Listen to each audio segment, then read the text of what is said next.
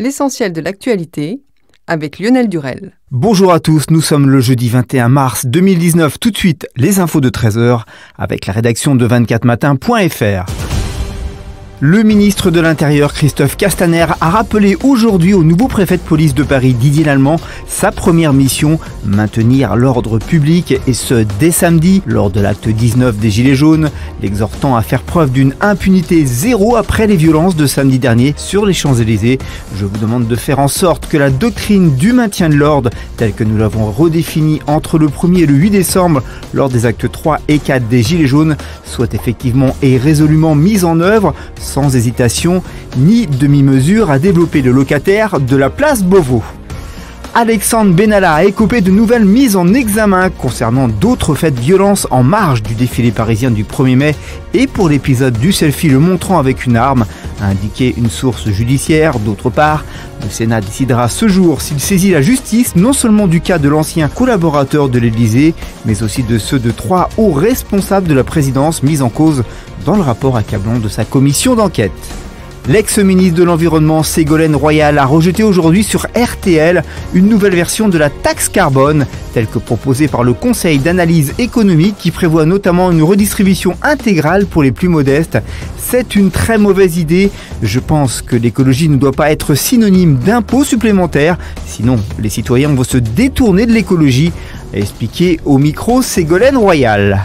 Theresa May va présenter aujourd'hui à Bruxelles sa demande d'un report de 3 mois du Brexit, censé avoir lieu dans 8 jours, face à des dirigeants européens lassés des atermoiements britanniques et décidés à poser leurs conditions. Je crois qu'une courte extension sera possible, a déjà répondu hier le président du Conseil européen, Donald Tusk, maître de cérémonie du sommet qui réunit jeudi à Bruxelles les dirigeants des pays de l'Union européenne.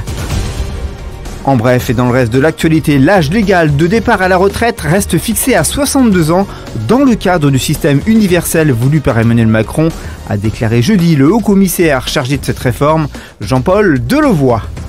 La police italienne a sauvé mercredi de justesse 51 collégiens pris en otage et menacés dans un bus près de Milan par leur chauffeur, un Italien d'origine sénégalaise qui a invoqué le sort des migrants africains morts en mer Méditerranée avant d'incendier le véhicule.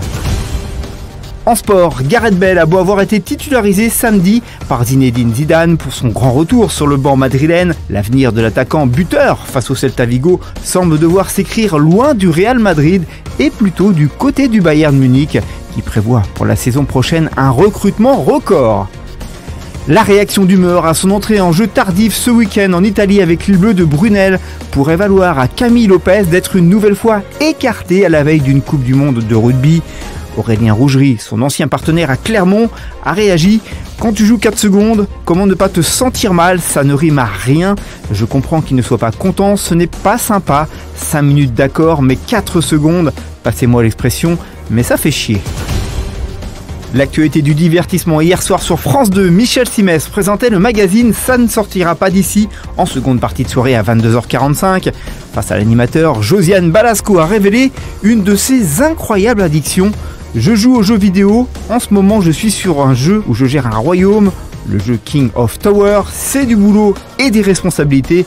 Tous les jours je progresse, je peux jouer 4 heures par jour à peu près, le matin très tôt à partir de 7h, a précisé la comédienne.